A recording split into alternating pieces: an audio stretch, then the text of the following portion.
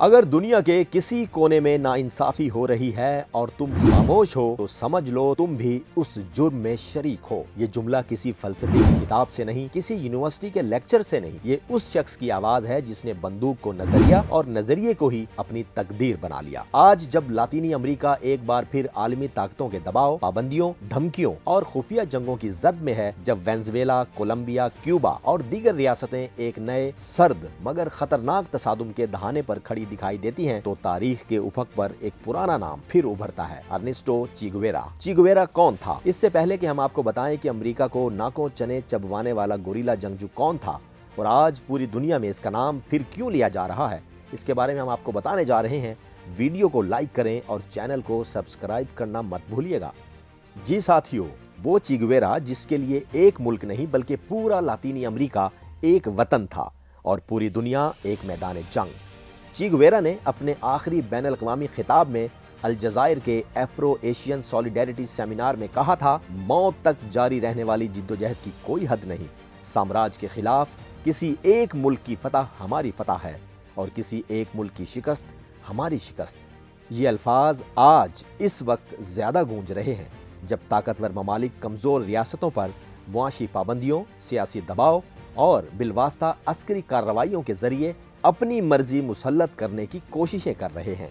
चे गुवेरा के नजदीक ये सब एक ही कहानी थी, साम्राज्य बामुकाबला इंसान। 14 जून 1928 अर्जेंटीना के शहर रोसारियो में पैदा होने वाला ये लड़का एक मुतवस्सत घराने का दमे का मरीज था, जिसने ब्यूनस आयर्स यूनिवर्सिटी से तिब की तालीम हासिल की, लेकिन असल तालीम उसे जनूबी और वस्ती अमेरिका के उन सफरनामों ने दी जहां उन्होंने गुर्बत, भूख, आमरियत और अमेरिकी सरपरस्ती में चलने वाली हुकूमतों का असल चेहरा देखा। यहीं से एक डॉक्टर के अंदर एक इनकलाबी जन्म लेता है। मार्क्सिज्म इसके लिए किताबी नजरिया नहीं था बल्कि जिंदा हकीकत थी। चे गुवेरा की जिंदगी किसी एक खाने में बंद नहीं की जा सकती।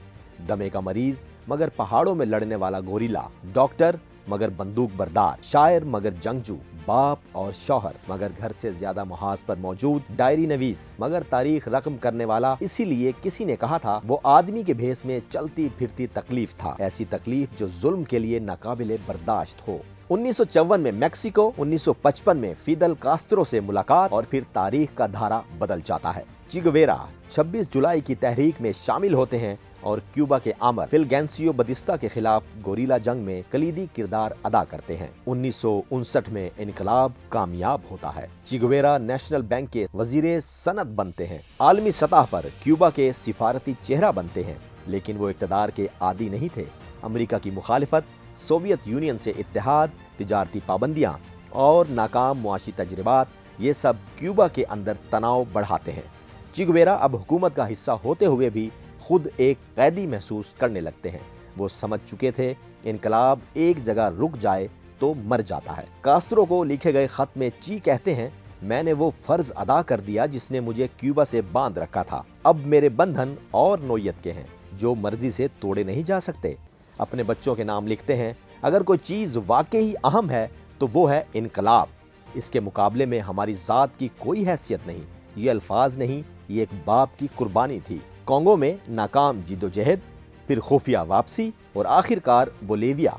यहाँ अमरीकी मदद से बोलिवियन फौज इन्हें गिरफ्तार कर लेती है। 9 अक्टूबर 1967 एक स्कूल के कमरे में चे गुवेरा को आखिरकार गोली मार दी जाती है। फिदल कास्त्रो लिखते हैं, इसके पांव जख्मी थे, वो चल नहीं सकता था, इसके पास गोलियां नहीं थी मगर इसके नजरियात जिंदा थे। 1997 में चे गुवेरा की बाकियात मिलती हैं और इन्हें क्यूबा मुंतकिल किया जाता है, मगर हकीकत यह है चे गुवेरा कभी दफन नहीं हुआ। वो हर उस जगह जिंदा है जहां ताकत के खिलाफ सवाल उठाया जाए, जहां साम्राज्य को ललकारा जाए, जहां कोई कमजोर जुल्म के सामने खड़ा हो। आज के लातीनी अमेरिका में सियासी दबाव, मुआशी पाबंदियां और आलमी ताकतों की नई चालें इसी पुरानी कहानी का नया बाप हैं। चे गुवेरा का सवाल आज भी जिंदा है, क्या तुम तमाशाई रहोगे या तारीख का हिस्सा बनोगे?